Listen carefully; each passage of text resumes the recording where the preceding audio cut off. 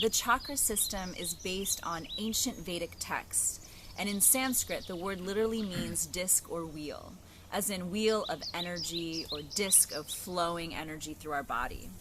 Now, our bodies are all made of energy. Everything is energy at its essence, but the chakras follow the main energy points. Anodea Judith, who has written extensively about chakras over the last 3 decades, talks about them as organizational centers for reception, assimilation, and transmission of life energy. The chakra system has existed for thousands of years. It was put down in paper in the Vedic texts that come from India in ancient Sanskrit, but this knowledge was passed on for thousands of years before that. And what's so interesting is that there's so many parallels between the chakra system and ancient Chinese medicine, even the Kabbalistic tree of life. And more interestingly is the chakra system directly corresponds to the nerve ganglion along our spine. And so it translates directly to the neurological endocrine system of our bodies. Chakras are formed through the various currents of energy through our body. There are many currents of energy, but the main channel is called the Sushumna, which runs from the top of our crown all the way to the base of the spine. The Sushumna runs exactly along where our spinal column and our central nervous system highway reside.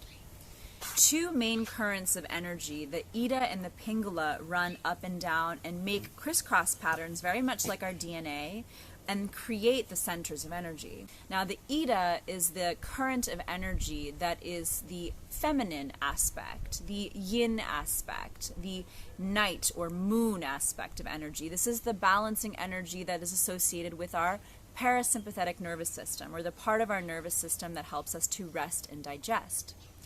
The Pingala is the current that is associated with yang, with force and power, the sun. It's the more masculine energy. And this is the balancing part of our nervous system that has to do with fight or flight or freeze. Now, these 2 currents run through our bodies and in general are in balance when they are flowing freely. What can happen is that there can be dis-ease in the flow, which leads to disease in the body, mind, or spirit. You can think of chakras as a vibrational energy, as a current that is flowing.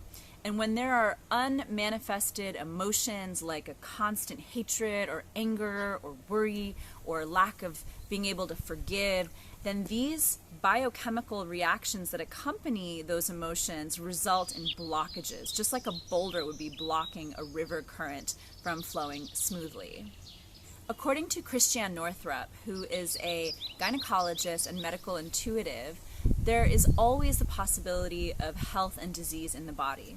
There are always precancerous cells that come in and out of our bodies and in and out of our energy systems, but it is the availability of blockages that allows that cancer to manifest or not. Chakras are formed based on our conditioning, principally from our childhood and how we were raised, patterns of behavior, patterns of beliefs or ways of thinking. Not only do we inherit the genes of our parents and our ancestors, but it also has very much to do with the karma, the energetic imprint of our ancestors' lives. These chakras can also be balanced through practices that we'll be learning, through ways of thinking and behaviors that can bring into balance areas of disturbance or dis-ease. Now, chakras can be either open or closed, excessively open or excessively closed and blocked, or anything in between. So, for example, someone who has had sexual abuse or trauma, their second chakra, the sacral chakra, which has to do with sexual expression and feeling comfortable in our bodies, may have a hard time being intimate with someone. Or, on the contrary, they may have exerted sex drive looking for casual relationships and sex, and that might be a big way that this imbalance manifests. Another example is a person who has an overly open third chakra or solar plexus. This is the area associated with personal power. So this person may be obsessed with controlling everyone around them. They may thrive on confrontation and are always looking for a fight, so to speak. whereas somebody with a closed third chakra is afraid of confronting people and will continually let themselves be pushed over instead of standing up for themselves.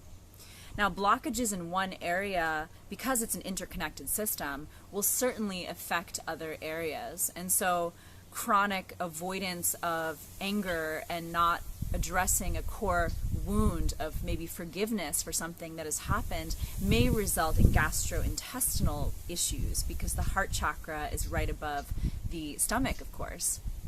So everything is interconnected, and the chakra system is an incredible foundation. Now, the good news is we can change these patterns, and this is what we do in ROOTSilience. We learn where our imbalances tend to be, so we know how to work with ourselves as a whole self.